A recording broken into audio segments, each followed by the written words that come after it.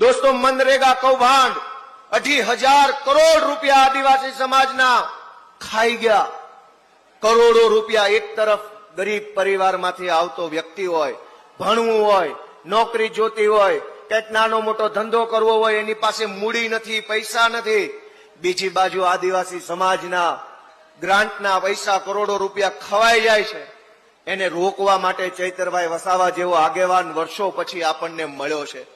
હું તો તમને બધાને વિનંતી કરું છું, મારી તમને બધાને વિનંતી છે કે જ્યારે ગુજરાતના આદિવાસી સમાજને અને આદિવાસી સમાજના નેતા ચૈતરભાઈ વસાવાને જ્યારે મદદની જરૂર પડી છે, ત્યારે દિલ્હી અને પંજાબના મુખ્યમંત્રીઓ મારતા ઘોડે આપણી વચ્ચે આવે છે. દોસ્તો, એક વાર નહીં, બે વાર નહીં, 5 વાર ગુજરાતના ઇતિહાસમાં જોઈ લો, ક્યારેય આદિવાસી સમાજના નેતા માટે મુખ્યમંત્રીઓ આવતા નથી, મંત્રીઓ આવતા નથી.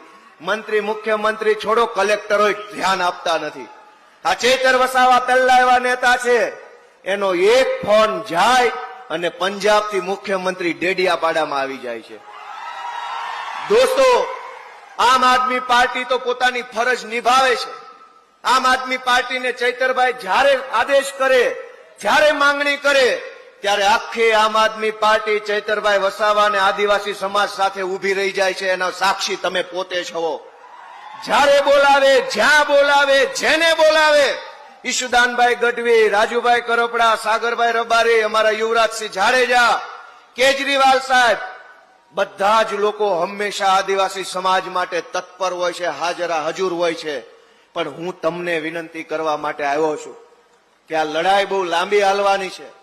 20-20, 30-30 વર્ષોથી જેણે આદિવાસી સમાજને શોષણ કરી અને પૈસા બનાવ્યા છે, એ એમ શાંતિથી, આસાનીથી માને એમ નથી. અને ભગાડવા માટે હાવણો જોશે મોટો, અને જાડો હાવણો મારવો પડશે. દોસ્તો,